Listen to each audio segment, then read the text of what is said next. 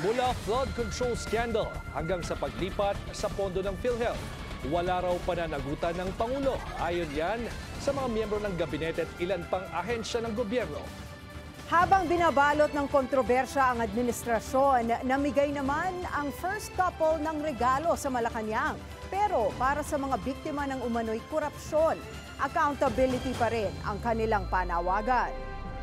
Magandang gabi, ako si George Cahiles. Ako naman si Ann Asis Carilo. Mapapanood tayo sa Beam TV 31, Signal Channel 24, Blast TV, Samsung TV Plus at TCL Channel. Simulan na natin ang Agenda Weekend. Exclusive! Mystery car na katabi ng mga umano'y mali-maletang cash deliveries para raw kay PBBM at former House Speaker Martin Romualdez na tukoy na ng BNC. Isa pang exclusive, LTO Chief Assistant Secretary Marcos Lacanilao tinawag na hipokrito ng ilang luxury car owners. Bakit kaya?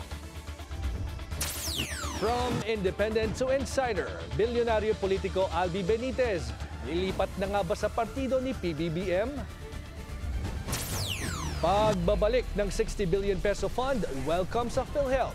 Umano'y maanomalyang paglilipat ng pondo. Sino nga ba ang salarin? PNP on heightened alert para sa holiday season. Iba pang Christmas preparations sa iba't ibang parte ng bansa. Silipin.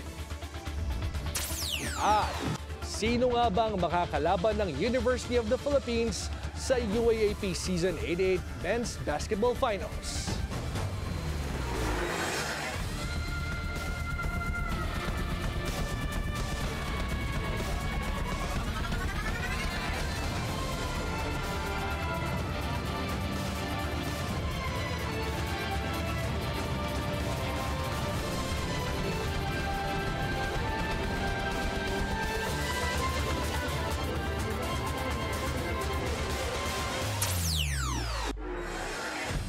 Hindi natatapos sa mali-maletang pera ang pagsubaybay ng Billionaire News Channel sa bombshell videos ni dating Congressman Zaldico.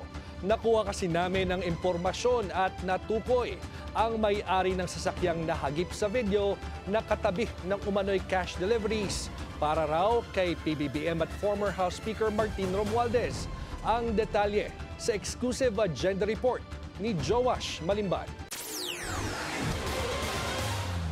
November 15 ngayong taon nang ilabas ni ex-Ako Bicol Party List Representative Zaldico ang isa sa kanyang bombshell statements patungkol sa flood control scandal. Dito niya itinuro si Pangulong Bongbong Marcos at former House Speaker Martin Romualdez bilang pangunahing recipients ng pinakamalalaking kickbacks umano sa mga proyekto ng DPWH. Sa inilabas niyang video, ipinakita ng dating kongresista ang aniyay male-maletang deliveries ng mga pera para umano kina PBBM at Romualdez. Pero sa isa sa mga inilabas niyang larawan, tila nahagip ang conduction sticker ng isa sa mga sasakyang katabi ng mga maleta.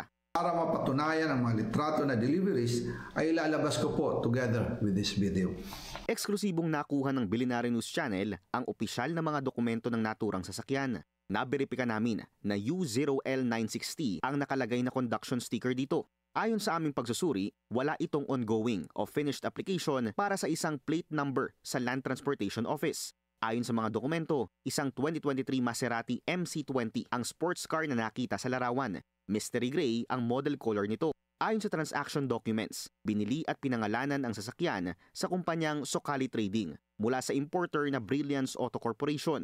Isang sole proprietorship na registered sa Department of Trade and Industry ang Socali at nakafocus umano sa automotive trading, auto accessories at general trading. Ang pangalan ng registered owner, isang Federico Jr. Guillem Datoon. Binili ang sasakyan sa halagang 20 million pesos. Kung babalikan ng mga umano'y ebidensyang ipinakita ni Ko, tila may ilang hindi pagkakatugma-tugma sa transaction histories ng sasakyan. June 5, 2023, dumating sa Pilipinas ang sasakyan. June 9, 2023 naman, nang maisyuhan ito ng clearance mula sa Bureau of Customs, samantalang July 12 naman mula sa Philippine National Police. July 11 pa lang, iniulat na ito ng Brilliance Auto Corporation sa LTO bilang isang stock. Binili at inilipat ito sa posesyon ng Socali Trading noong December 18, 2024.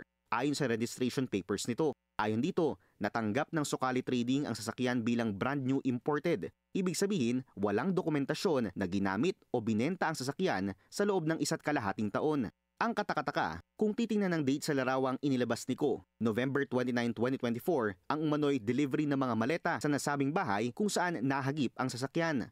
Halos 1 buwan bago na ibenta ang nasabing sasakyan sa Sukali Trading base sa registration papers. Sinubukan ng Billionaire News Channel na kunin ang panig ng Sukali Trading. Pumunta ang aming team sa registered address nito sa Quezon City. Pero nang puntahan namin ang nasabing address, building ng kilalang multi-level marketing and networking company na Front Row ang aming naabutan dito. Isang bagay na mismong staff din ng Front Row ang kumumpirma sa amin. Pero ayon sa building staff, ilang taon nang nakatirik ang kanilang gusali rito at wala umano silang alam na kumpanyang Sukali Trading. Matatandang ang bilyonaryong si Sam Versosa ang isa sa co-founders ng Front Row at siya rin ang presidente ng Modena Motorsports Incorporated, ang tanging authorized Maserati distributor sa buong bansa. Sinubukan ng Billionaire News Channel na kunin ang panig ni Versosa pero hindi ito tumugon sa aming mensahe. Sinisikapan ng Billionaire News Channel na kunin ang panig ng DTI para malaman ang impormasyon sa nasabing kumpanya, lalo na't nakakuha ang BNC ng isa pang dokumentong nagpapakita ng iba pang transactions ng Sukali Trading at Brilliance Auto Corporation. Ayon sa dokumentong nakuha ng BNC, bukod sa natukoy na 2023 Maserati MC20, 3 Maserati pa ang binili ng Sukali Trading sa Brilliance Auto Corporation sa kaparehong araw, December 18, 2024. Isang Levante GT at isang Grecale na imported noong May 25, 2023 at isang Grecale GT Hybrid na imported noong October 26, 2023. Para sa Agenda Weekend, Joash Malimban, Billionaire News Channel. Lalo pa raw humina ang kredibilidad ng ICI kasunod ng pagbibitiw ni Commissioner at dating DPWH Secretary Babe Singson. Duda ang ilang kongresista sa investigasyon ng komisyon na tila namimili umano ng ididiin sa kontrobersya. Yan ang Agenda Weekend Report ni Mavic Trinidad ng Abante. 50-50 o tila nasa ICU ang estado ngayon ng Independent Commission for Infrastructure o ICI. Ganito inilarawan ni House Deputy Minority Leader at Caloocan Representative Edgar Erice ang ICI matapos magbitiw bilang isa sa commissioner si dating DPWH Secretary Babes Singson. Sa panayam kay Erice ng programang Kong Radio ng Abante, sinabi niyang matagal na nilang napag-usapan ni Singson na dapat dagdagan ng kapangyarihan ng ICI sa pamamagitan ng isang panukalang batas. Bukod kasi sa walang sapat na pondo, aminado ang ICI na wala rin silang sapat na otoridad para palawakin ang kanilang investigasyon sa maanumalyang flood control projects. Sinabi ni Erice dahil sa pagbibitiw ni Singson, naghihingalo ngayon ang ICI. Wala nang credibility with the resignation of Singson. Wala nang credibility yan. Katunay lang yan na yan ay ginagamit lamang para pang-delay at pagpapalito pa lalo ng mga investigation. Maraming mga duda ako na parang I am no longer I do not seryoso. Si Kong naman ang na ano ko, kung may nagda-doubt ako kung yung palasyo ay seryoso na malaman yung katotohanan dito sa flood control projects. At maging ang palasyo ay nagkakaroon na ng iba-ibang mga bersyon at naratibo.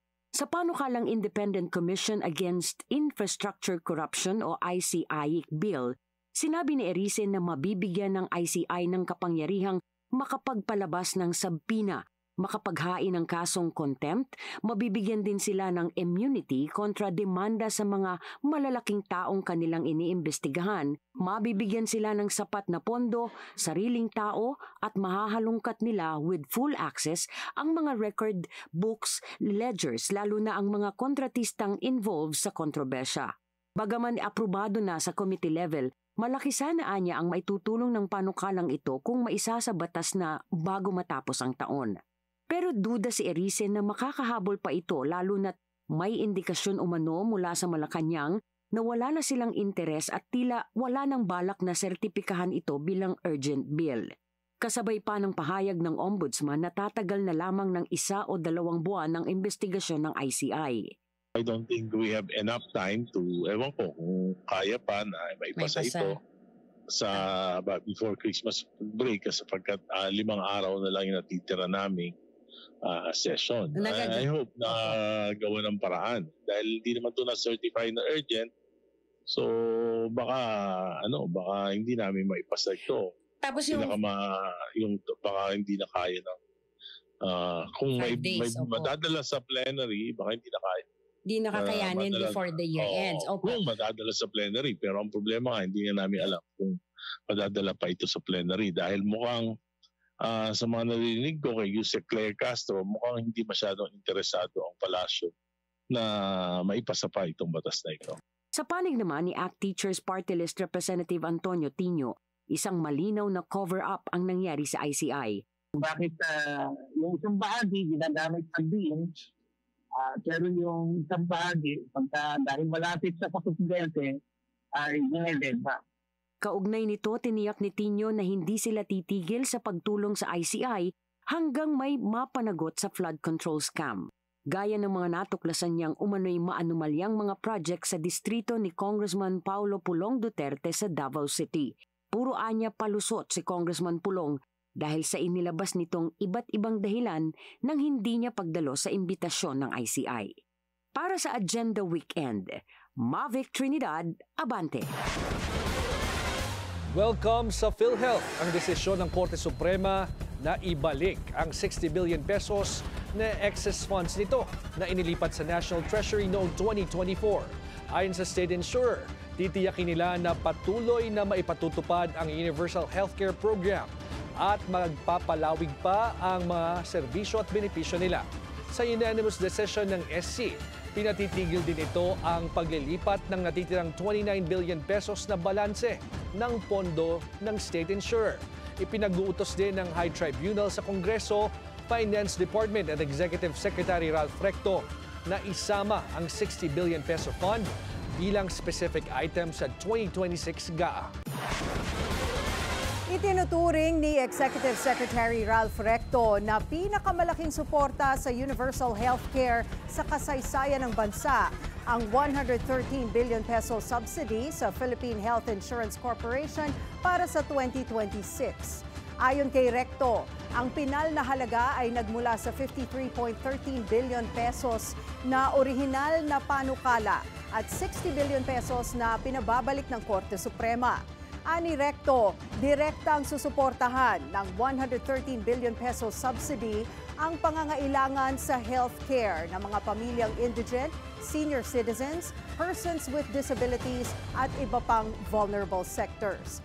Tiniyak din niya na ang Department of Budget and Management ay magiging maagap at transparent sa paglalabas ng pondo upang agad mapalawak ng PhilHealth ang benepisyo at mabawasan ang out-of-pocket na gastos ng mga pamilyang Pilipino. From independent to insider, aanib na umano si Bacolod City Representative Albi Benitez sa Partido Federal ng Pilipinas, ang partido ni Pangulong Bongbong Marcos. Ayon sa report ng Politico.com, ang pagpasok ni Benitez sa PFP ay inaasahang magpapalakas sa administrasyon na ngayon binabato ng kontrobersya, maging ang liderato ni House Speaker Bogie D sa harap ng umuugong na balasahan sa Kamara. Bagamat unang umingay bilang kapalit ni dating House Speaker Martin Romualdez, itinanggi ni Benitez ang pagnanais sa posisyon. Sa kabila rin ng usap-usapang House shake-up, muling nagpahayag ng suporta ang halos 100 kongresista mula Metro Manila at Mindanao sa pamamalakad ni D sa mababang kapulungan. Naghain ng reklamo ang Election Watch Group na kontradaya laban kay Senador Rodante Marcoleta. Kaugnay yan ng umano'y discrepancies sa kanyang inihaing SOSI at SALN na una nang iniulat dito sa Billionaire News Channel. Kaugnay niyan, makakausap natin si Professor Danilo Araw, ang convener ng kontradaya. Magandang gabi, Professor Araw. Yes, magandang gabi sa iyo, George, at sa kasama mong si Ann. Good evening din sa mga tagapanood at tagapakinig ng Billionaire News Channel. Professor, bakit mabigat na paglabag ang hindi tapat na pagdedeklara ng Statement of Contributions and Expenditures o SOSE, lalo na dito sa kaso ni Senator Marcoleta? Ang mabilis na sagot diyan ay may karampatang parusa ito ng permanent disqualification from office bukod pa sa posibilidad ng pagkakakulong mula 1 taon hanggang 6 na taon. Kaya napakaseryoso nito. Siyempre, bukod sa i-file namin sa COMELEC, nagsampa rin kami ng reklamo sa Ombudsman. Ito naman ay hinggil sa perjury o pagsisinungaling sapagkat inaasahan natin lahat ng mga government employees and government officials na maging makatotohanan sa kondukta ng trabaho nila at kasama na rito yung proper filling out of forms tulad ng SOSE. Napaka-basic nito na dapat na makatotohanan sana yung ginagawa. Okay. Professor, klaruhin lamang po natin. 2 kaso po itong final ninyo. Kagaya na nabanggit nyo. Una, election violation na nasa COMELEC. At yung isa ay perjury sa Ombudsman. May mga nagtatanong po, hindi po ba ito tipo ng forum shopping? Magandang punto yan. Yun din yung tanong ko dati sa mga abogado sapagkat bilang kontradaya, dapat nakafocus lang kami sa COMELEC.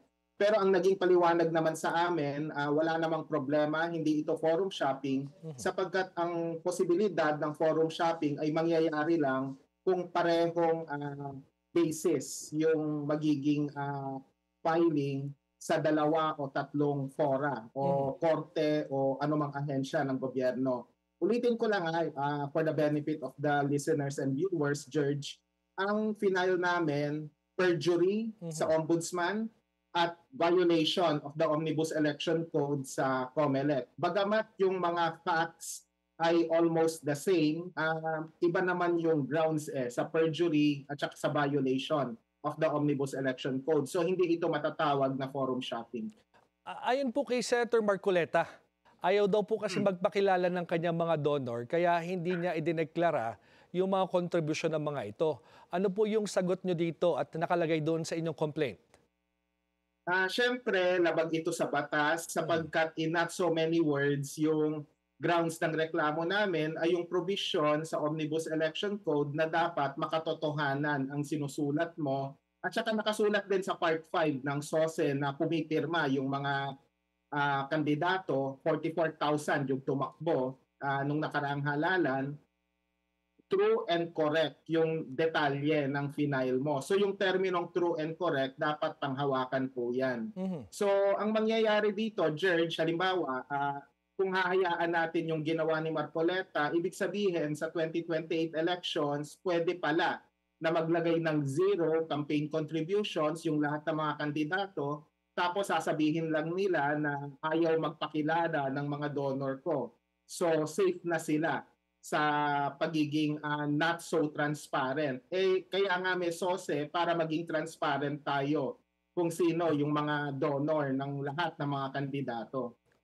As election watchdog po at para sa benepisyo na rin ng ating mga manonood, ano po ba yung malinaw na hinihingi ng batas sa SOSE? At paano ito nilabag nung pagdedeklara ng 0 contributions allegedly nitong si Senator Marcoleta? Ang nakasulat po sa batas, dapat makatotohanan ang mga detalye na ilalagay. So, mismong si Marcoleta ang nagsabi sa isang media interview noong early November na ang mga donor niya ayaw magpakilala. In other words, may mga nag-donate sa kanya.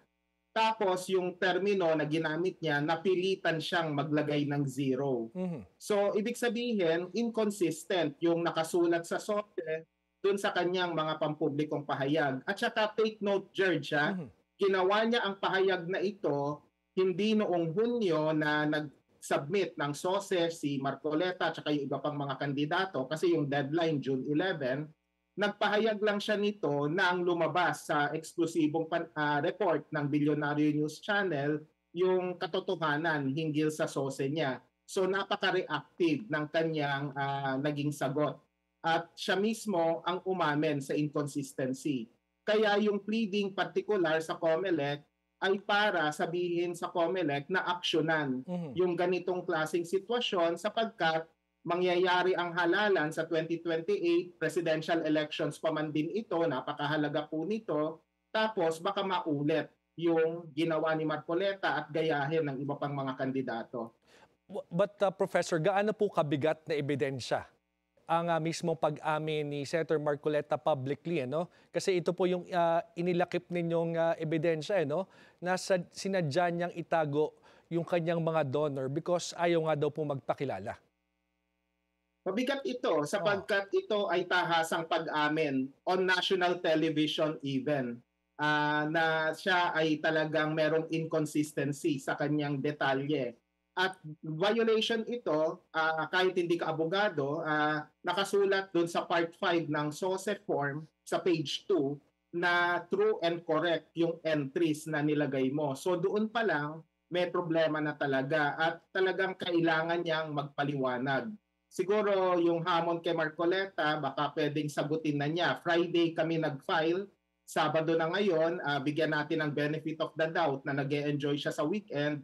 Sana by Monday may pahayag na siya sa estasyong ito at saka sa iba pang mga media organization kung ano yung masasabi niya hinggil sa reklamo, hindi lang sa COMELEC, kundi pati na rin sa Ombudsman. Antabayanan natin yon. But Professor, ano po yung gusto ninyong mensaheng makarating sa mga kandidato, sa mga politiko, tungkol sa obligasyon nilang maging tapat sa kanilang SOSE? At siguro, kung papayagan yung ganitong pagdedeklara, ano po yung implications nito sa ating halalan? Yung unang punto natin dito, yung huling sinabi mo, ano ang implikasyon? Simple lang, baliwala ang SOSE para saan pag mag-fill out yung mga kandidato, kung pwede naman palang zero yung campaign contributions na ilagay mo kasi ayaw magpakilala ng mga nag-donate sa'yo. Ano mo, bilang kandidato, kung kakandidato ka talaga at seryoso, ito po yung mensahe natin. Tungkulin po ninyo na i-disclose kung sino-sino yung donor ninyo. Kung ayaw nilang magpakilala, huwag niyong tanggapin yung pera kasi kaduda-duda bakit ayaw nilang magpakilala. Is it by reason of privacy? Or is it by reason na may conflict of interest? Sila ba ay government contractor? Sila ba ay may dealing sa government? Kaya ayaw nilang ma-implicate sa campaign donations dahil bawal ito sa Omnibus Election Code. In fact, yung salitang contractor nasa Omnibus Election Code na isa sa mga ipinagbabawal na magdo-donate. So si Marcoleta dapat malinaw kung sino-sino yung nag-donate sa kanya. At ito yung challenge sa kanya. Once and for all, i-disclose niya. 112 plus million yung kanyang expenses, magkano roon yung donations, magkano naman yung out of pocket. Kasi hindi pa natin masyadong napag-usapan yung SALN na flash ngayon sa screen ninyo, nasa 51 million plus lang yung kanyang SALN eh. Kaya hindi natin alam, wala tayong detalye kung magkano yung kanyang ginastos kung meron mang out of pocket mula rito. Kasi nga apparently may problema sa transparency. Nanawagan siya sa rally sa ANC na dapat transparent and accountable yung gobyerno, dapat patunayan niya na siya ay accountable and transparent even late at this hour, mag-disclose na po siya. Kagaya nga po ng nabanggit ninyo, bukas yung Billionaire News Channel sa panig naman ni Senator Rodante Marcoleta. Maraming salamat po, Professor Danilo Araw ng Grupong Kontradaya. Kontradayang gabi sa ating lahat. Sa classroom man, negosyo o opisina ng gobyerno, pangako ng Samsung ang mas madaling trabaho gamit ang AI-powered appliances at gadgets. Tampok yan sa bagong bukas na Business Experience Studio at SmartThings Home Showroom sa Taguig. Ang detalye sa Agenda Weekend Report ni Paulo Barcelon. Mga high-tech na classroom na gumagamit ng smart TVs at tablets, immersive displays at high-tech na pang-showcase ng mga tindahan, high-tech na paraan ng pag-take ng order, water-resistant gadgets at modernong command center operations. Ilan lamang yan sa mga makikita sa bagong B2B showroom ng One Samsung sa Pilipinas. Ayon kay One Samsung PH Lead Anton Atacador, paraan daw ito para mailapit ang mga teknolohiya sa mga negosyong Pinoy at government agencies. So here we highlight how we can efficiently convert their operations into digitals, and we also highlight how the business owners can benefit from this one. Not only increase customer experience, but increase efficiency in terms of operations.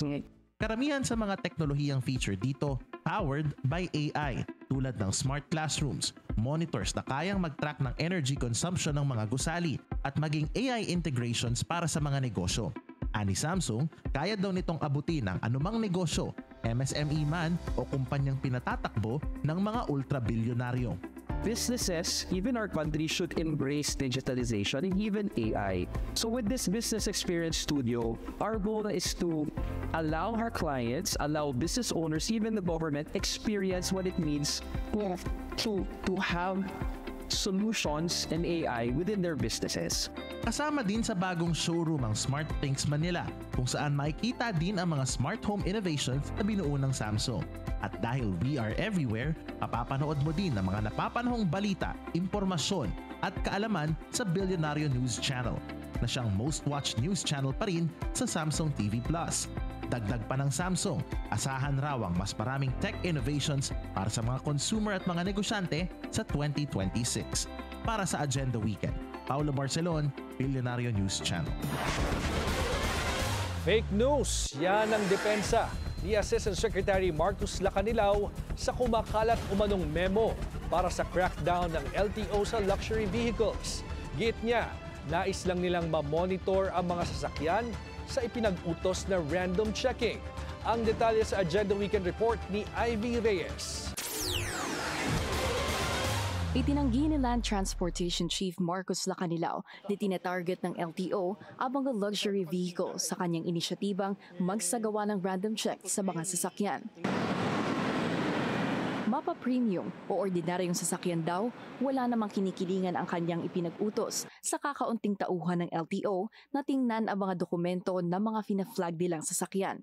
Wala po akong yung lumalabas na fake news na may memo daw kami na yan, manghuli ng mga ganyan, talagang check lahat. Wala po. Random check lang po yung ginagawa namin. Kasi meron po kami sa LTO, may gadget na hawak po yung mga enforcer namin na kapag tinype yung plate number, makikita po kung siya po ay nakarehistro o hindi. Kaya po nafa-flag down. Fake news daw ang mga kumakalat na mensahe na may memo na ipinatupad ng LTO, kaugnay ng umano'y crackdown ng exotic at imported na mga kotse. Ayon sa source ng Billionaire.com, ang anyay crackdown ay nagiging dahilan ng negatibong persepsyon para sa mga luxury dealers at buyers na napupuno ng pangamba kaugnay ng random checks na ito. Ayon pa sa report, contradiction umano ito sa mga social media posts nila Lacanilao kung saan makikita ang isang 20 million Porsche at isang 2012 Lamborghini Gallardo na nasa 20 million pesos din ang halaga kung brand new. Kita kasi sa isang social media post noong Enero kung saan mismong sila Lacanilao pa ang nagmamaneho umano ng ilang luxury sports cars. Ayon sa source, mismong sila Lacanilao raw kasi kolektor din na magagarang sasakyan.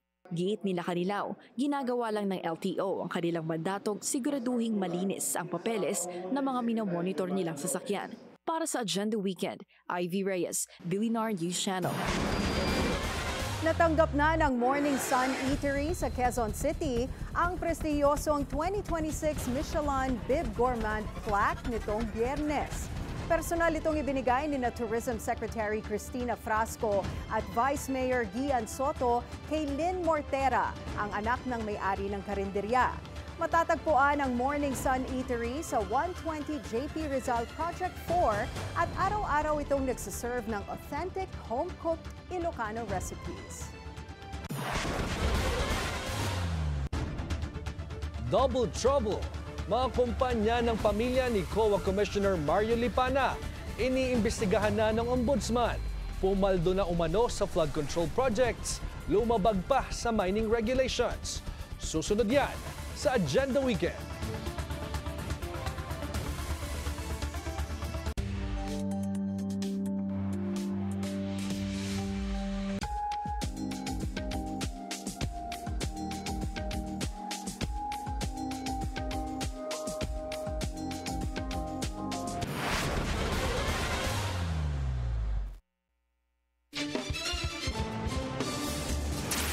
Traffic check muna tayo ngayong Sabado sa Elliptical Commonwealth Avenue. Light to moderate ang daloy ng mga sasakyan. Bukod sa paratang na pagkubra di umano ng milyon-milyong pisong kontrata sa gobyerno, inirereklamo rin ng kumpanya ng pamilya ni Commission on Audit Commissioner Mario Lipana dahil sa di umano'y environmental violations. Narito ang exclusive Agenda Weekend Report ni Ivy Reyes. Inanunsyo ng Office of the Ombudsman na iimbestigahan si Commission and Audit Commissioner Mario Lipana at asawa nitong si Marilu Lipana dahil umano sa kaugnayan nito sa Olympus Mining and Builders Group Philippines Corporation. May government contracts ang Olympus sa DPWH, gaya nitong 93.6 million peso project sa Taytay Rizal kung saan nakapirma si Lipana gamit ang kanyang maiden name na Marilu Lorio dated March 11, 2025, 2 buwan bago ang May 2025 elections. Nabanggit na ni Lipana sa isang panayam noong nakaraang taon na bababa na siya sa pwesto bilang presidente ng Olympus. Pero sa kontratang ito, siya pa rin ang nakasaad na presidente. Ayon kay Lipana, 2020 ang natatandaan niyang taon kung kailan itinayo ang Olympus, pero hindi raw nito matandaan kung ano-anong kontrata ang kanyang pinirmahan.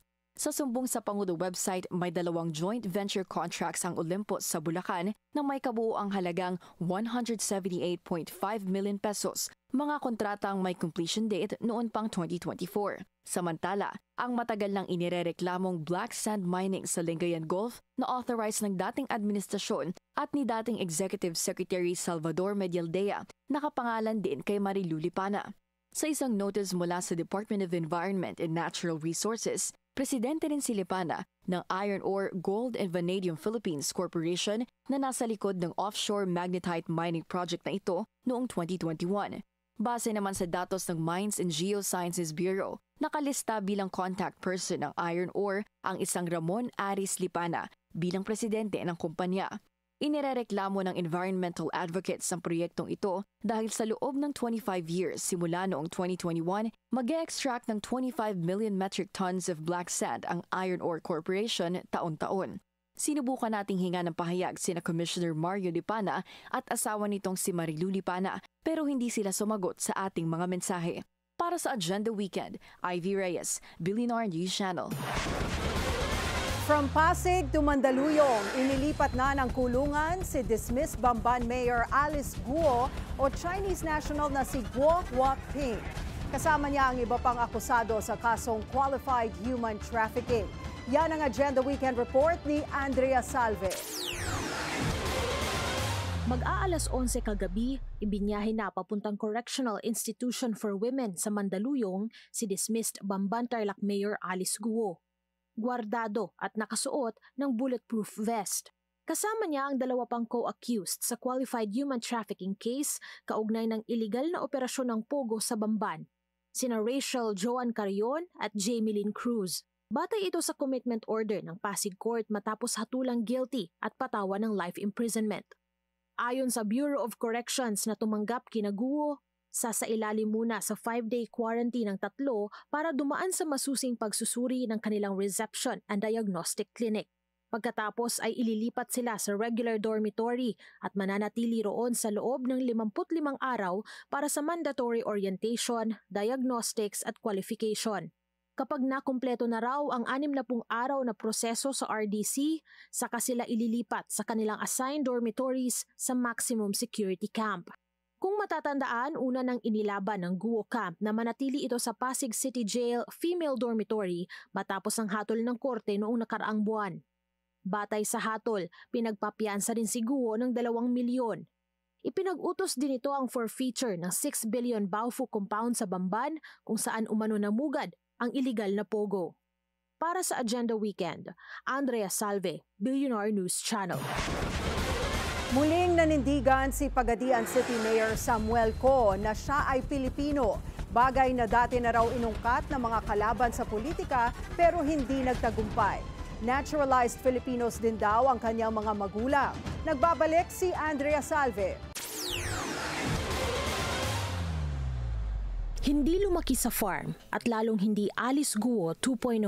Yan ang mariing sinabi ni Pagadian City Mayor Samuel Co sa kanyang speech sa Grand Lights On and opening ng kanilang Paskuhan Festival nitong Biyernes ng gabi.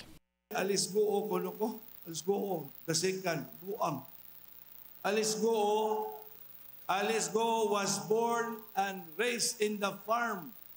Pero si Mayor Sami Co was born and raised in the city of Pagadian. Kasunod ito ng ulat ng Billionaire News Channel tungkol sa natanggap na impormasyong peke umano ang Filipino citizenship ng alkalde. Hindi na nito pinaunlakan ng hiling na interview pero una na rin itong sinabi sa pamamagitan ng text message na hawak niya ang kaukulang mga dokumentong patunay na siya ay Pilipino. Ito ang muli niyang nilinaw sa talumpati. 6 years before I was born, Filipino citizen naman akong amahan. I explained. Taas ako explanation. Anya pa, dati na rin daw inungkat ng mga kalaban niya sa politika ang kanyang citizenship at kanya na rin itong napatunayan. Halos 18 taon na raw ang kanyang karera bilang mayor. Kinalang kamo mo imbestigar. Tumo, nangako lang kalaban. Tingkay nagmaya akong dokumento, kaniadto pa. Ibali-bali na ang akong papeles o tingkay. Siyempre, gusto ko nilahang suspension ta o disqualified ta sa mga eleksyon. Batay sa paper trail na sinundan ng BNC, nadiskubre ang inconsistencies sa mga detalyeng nakasaad sa birth certificates ni Ko at sa kanyang mga kapatid. Wala ring publicly available records ang kanyang mga magulang. Para sa Agenda Weekend, Andrea Salve, Billionaire News Channel. I am an easy target. Yan ang pahayag ni former Senator Bong Revilla sa isang Facebook post matapos ilahad ng DOJ kahapon na isasama siya sa listahan ng mga pinakakasuhan kaugnay ng flood control scandal. Ayon kay Revilla, kasinungalingan lang ang mga naratibo laban sa kanya. Matatanda ang una nang idinawit sa isyu si Revilla nang humarap si former Bulacan District Engineer Henry Alcantara sa Senado at sinabing tumatanggap umano si Revilla ng 30% sa mga project kickback. Isa rin siya sa mga idinawit ni former DPWH Undersecretary Roberto Bernardo kung saan sinabi pa nito na personal at malapit niyang kaibigan si Revilla. Isa si Revilla sa mga una nang inirekomenda ng ICI na sampahan ng ilang kaso tulad ng direct at indirect bribery, plunder at mga administrative charges dahil sa korupsyon umano sa DPWH projects. Hindi lang sa issue ng flood control scandal, may panawagan ng accountability. Ngayong maibabalik na sa PhilHealth ang 60 billion peso excess funds. Ang tanong, bakit nga ba una itong pinahintulutan? Sino ang may pananagutan? Ang detalye sa Agenda Weekend Report ni Elijah Bonzo. Ipiniwalang bisa na ng Korte Suprema ang mga probisyong nagpahintulot sa paglipat ng pondo mula sa mga GOCC kagaya ng PhilHealth papunta sa Unprogrammed Appropriations ng 2024 GAA. Sa resolution ng Korte Suprema, partikular na pinababalik nito ang 60 billion peso funds ng PhilHealth na naunang inilipat sa National Treasury. Ipinagbawal na din ang paglipat sa natitirang 29.9 billion na hindi pa naililipat ng pamahalaan. Matatanda ang 19th Congress nang i-file ni dating Congressman Joey Salceda ang House Bill No. 9513 na may intensyong amyendahan ang General Appropriations Act at para mapahintulutan ang gobyerno na kuhain ang excess funds umano ng mga government-owned or controlled corporations o GOCC. Ilan sa mga GOCC ng bansa ay ang PhilHealth, Philippine Ports Authority at Philippine Reclamation Authority. Si Salceda ay parte ng Committee on Appropriations, ang komite na pinamumunuan ni resigned Congressman Zaldico. Sa explanatory note ng bill na inihain ni Salceda, anito, dapat ma-maximize umano ang mga sobrang pondo ng mga GOCC na nakatenga lang naman sa bangko para pondohan ang unprogrammed projects ng pamahalaan kaysa mangutang daw ng pera. Sa second reading ng bill, matatanda ang tila nagkaroon ng kontrobersya nang buksan ni Minority Leader Congressman Edsel Lagman ang isang text message na natanggap umano ng House members. Anito, may nag-aanyaya sa mga membrong dumalo sa second reading at may note na attendance is a must at nagtapos sa isang carrot emoji. Special privilege o interest raw ang ibig sabihin ng carrot kung dumalo ka o sasang-ayon sa inihain na bill at simbolo naman ng parusa ang stick para sa mga hindi dadalo o susuporta rito. Dininay ni Salceda na may kinalaman at alam siya sa text message. Sa session, inilatag ni Salceda ang target nilang 11 GOCC, pati ang estimated excess funds ng mga ito. Kung susumahin, mahigit 560 billion pesos ang excess funds na makukuha ng gobyerno at kalakhang parte rito ay manggagaling raw sa PhilHealth. Sa bagong desisyong ito ng mataas na korte, tanong ng ilan sino ang may pananagutan.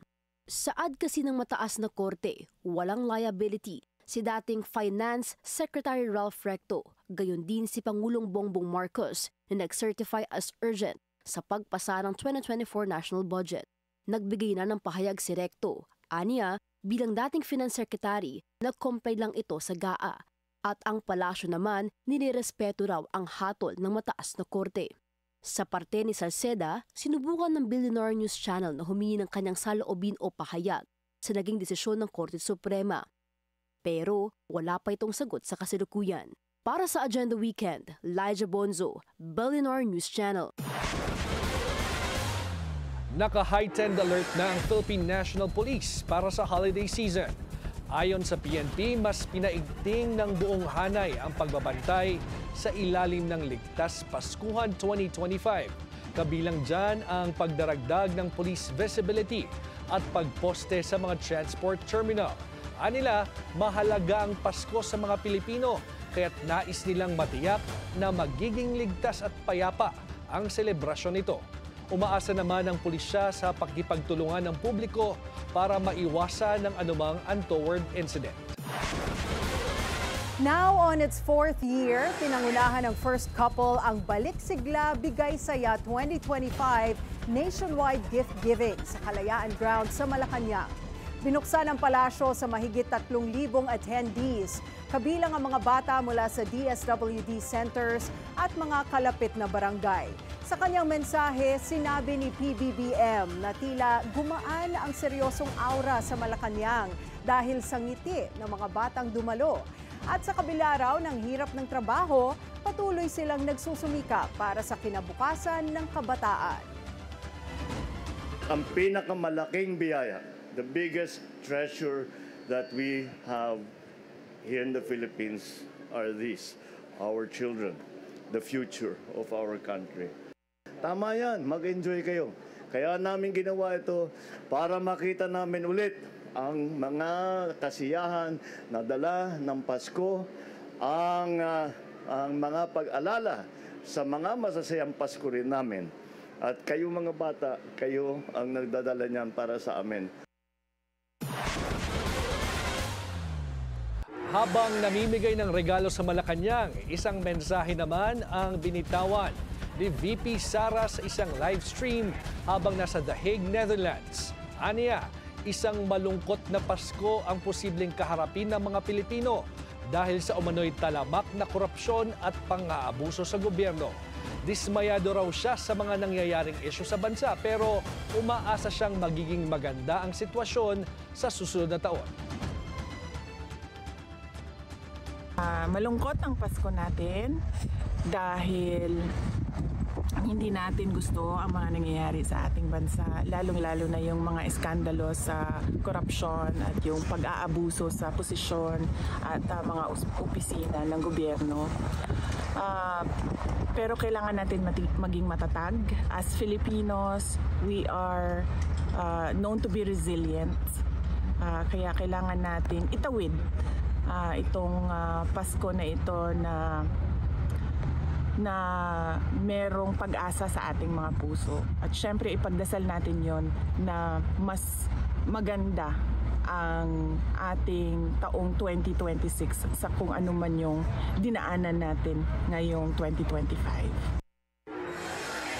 Kaugnay naman sa desisyon ng Korte Suprema na ibalik ang 60 billion peso fund sa PhilHealth mula sa National Treasury, ito ang reaksyon ng Vice Presidente. And then it should be returned. Rightly so, because dapat ang pera ng PhilHealth ay binabalik or nire-reinvest balik sa health programs ng ating bansa. Cyber attack yarn, Facebook pages ng ilang news channel kabilang ang BNC na takedown. Susunod yan sa Agenda Weekend.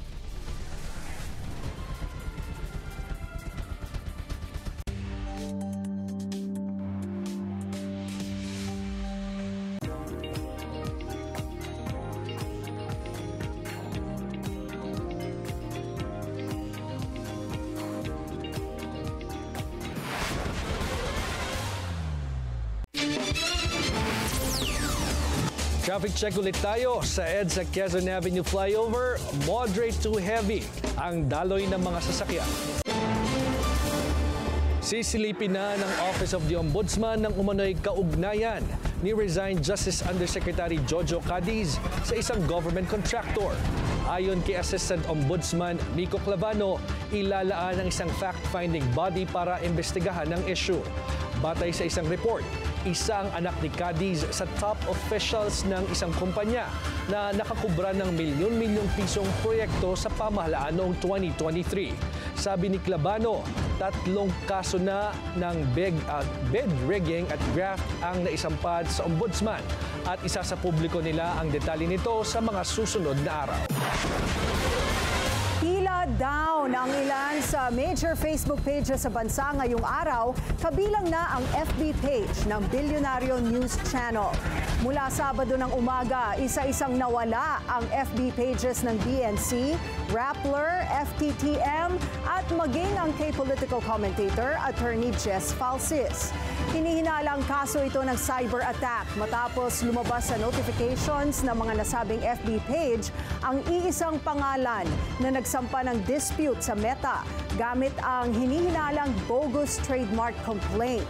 Sa ngayon, sinisika pa na maibalik ang BNC or BNC Facebook page. Kinumpirma ng Lead Defense Counsel ni dating Pangulong Rodrigo Duterte na si Nicholas Kaufman na natanggap na ng kanilang kampo ang confidential report ng independent panel ng mga medical expert. Sa kanyang text message sa media, sinabi ni Kaufman na maaari na silang magpresenta ng kanilang dokumento hanggang December 12. Binuo ng International Criminal Court Pretrial Chamber 1 ang 3 experts para suriin kung sapat ang kondisyon ni Duterte na humarap sa paglilitis. Ito'y matapos hilingin ng depensa ang pag-adjourn ng proseso dahil umano sa cognitive decline ng dating Pangulo. Sinuri ng panel ang kakayahan ni Duterte na maunawaan ang mga kaso, ebidensya at takbo ng pre-trial proceedings. Naisumite naman na ang ulat ng independent panel sa ICC. Pop superstar Taylor Swift made sure to secure her dream wedding venue no matter the cost. Ayon sa report ng Page 6, balak magpakasal nila Taylor at NFL star Travis Kelce sa Ocean House, Rhode Island on June 13, 2026. Binayaran umano ni Taylor ang couple na naunang nag-book doon para ilipat ang kanilang kasal. Hindi sinabi kung magkano ang ibinayad ng singer sa couple, pero sapat daw ito para sagutin ang buong gastos ng kasal at honeymoon. Ayon pa sa sources ng Page 6, sa Watch Hill Mansion sana gaganapin ang wedding ni Taylor, pero pinalitan ito dahil maliit ang venue para sa anticipated number of guests. Nakipag-ugnayan si Meghan Markle sa kanyang ama na si Thomas Markle matapos mabalita ang nagpa-amputate ito ng paa sa Pilipinas. Ayon sa British media na Daily Mail, kinakailangan siyang putulan ng kaliwang paa dahil sa blood clot. Matatanda ang nagkalamat ang relasyon ng dalawa noong 2018. Hindi dumalo si Thomas sa kasal ni Meghan at Prince Harry dahil umano sa health issues. Inamin rin niyang nag-post siya para sa paparazzi photos. Enero ngayong taon nang lumipat si Thomas sa Pilipinas mula Mexico. On to UAAP Season 88 Men's Basketball Finals ang De La Salle Green Archers matapos talunin ang National University 78-73 sa kanilang do-or-die semifinal showdown. Hinarap ng Ricky Razon-backed La Salle ang Hansi-supported NU at umasa sa matatag na depensa at crucial baskets sa fourth quarter para selyuhan ang panalo. Sa finals, makakatapat ng Green Archers ang University of the Philippines Fighting Maroons na suportado naman ni Robina Gokongwei-Pe. Sa kabila ng kaliwat kanang batikos ng publiko, nakahanap ng kakampi ang Trade Department sa pahayag nitong kasya ang 500 piso para sa Noche Buena. Ano nga ba ang mabibili ng 500 pesos? Alamin sa Agenda Weekend Report ni Charmaine Abong ng Abante. Naniniwala ang samahan ng mga supermarket sa bansa na posible ang 500 pesos Noche Buena price na unang iminungkahi ng Department of Trade and Industries. Ayon kay Philippine Amalgamated Supermarkets Association President Stephen Cua, suggesting price lamang ang inihayag ng DTI at nasa tao pa rin kung paano ito gagastusin at pagkakasyahin. Pwede bang pagkasya ng 500? Technically, pwede. Pero mahirapan ka maghanap ng branch para pagkasya sa 500 pesos. Diba? Tsaka, kung meron ka namang panggasto sa 7 or 800 or more, why limit it to 500, right? It's just a suggestion. It's not an instruction asking people to do that. It's probably for the people who talagang, walang pera. Pagkasyahin, baka 300, pagkasyahin na nila, di ba? Giit niya, depende rin daw ito sa luto at kung paano isa-celebrate ng pamilya ang kanilang Pasko. Ayon kay Cua, stable pa ang presyo ng mga pangunahing produktong pang Noche Buena. Sa ngayon, may mabibiling 37 pesos hanggang 200 pesos na isang pakete ng pasta depende sa timbang. Nasa 20 pesos hanggang 160 pesos naman ang pasta sauce. 17 pesos hanggang 100 pesos ang presyo ng keso depende sa laki. Ang ham naman ay nasa 175 pesos hanggang 630 pesos depende sa timbang. Meron ding 70 pesos hanggang 98 pesos na mga nasa lata ng fruit cocktail at 191 pesos hanggang 825 pesos ang presyo ng cheese balls. Dito sa isang grocery store sa Quezon City, meron tayong nakitang malapit sa mungkahi ng DTI na 500 pesos pang Noche Buena. Ito yung tig 575 pesos Noche Buena package. Meron itong 8 items na pwedeng pang spaghetti at fruit cocktail para sa Pasko. Samantala, hiniling naman ni Cua sa pamahalaan na magkaroon ng development at tutukan ang iba't ibang industriya ng pagkain tulad ng asin na pangunahing sangkap para hindi na aniya umasa sa mga imported na produkto na siyang nagpapalugi sa mga negosyante sa bansa. Sana isipin nila paano palaguin para pumasok ang foreign investors, para lumago ang investment ng local players and local businessmen. Para sa agenda, Charmaine Abong, Abante. Partner, UP Lasal sa UAAP Finals. Sige, go UP! Go UP. Ako, torn ako kasi I finished my school sa UP. Nagtuturo ako sa Lasal. So, so hindi mo alam kung saan ka magsaside. Okay. Quiet na lang tayo dyan. Pwede bang go UST na lang ako? Unfortunately, natalo UST. Pero kasi UST ako. So, go UST. Diba? Kanina, narinig mo ba yung news ko na si Taylor Swift, binayaran daw, umano, yung nakaschedule na ikakasal dun sa venue nila. Para lang ilipat yung kanilang kasal. Para diba? sa kanyang dream venue sa wedding. Kasi gusto niyang dun siya ikasal, pero magkano kaya ang binayad? Yan ang para pumayag, di ba? Na ilipat yung venue, ilipat ang everything. Kasi ang pagpaplano ng wedding, hindi yun biro. Siyempre, pinaghirapan mo na and everything. It's a big industry. Yes, it itong is. Weddings. Kaya nakaka-curious, magkano kaya? Taylor Swift, baka naman bukas ang Billionaire News Channel para sa panig mo. At 19 days to go before Christmas. Palapit na ng palapit. Ready ka na ba sa regalo mo sa akin, partner? Pinag-iisipan ko pa nga pa ng regalo ko sa iyo. Akala ko pinag-iisipan mo pa kung riregaluhan mo. Hindi, meron. Pero pinag-iisipan ko pa kung ano. At yan ang Agenda Weekend ngayong Sabado. Ako si Ann Asis Carilo. At ako si George Cahiles. Sa bawat issue may anggulo at ang balita may agenda.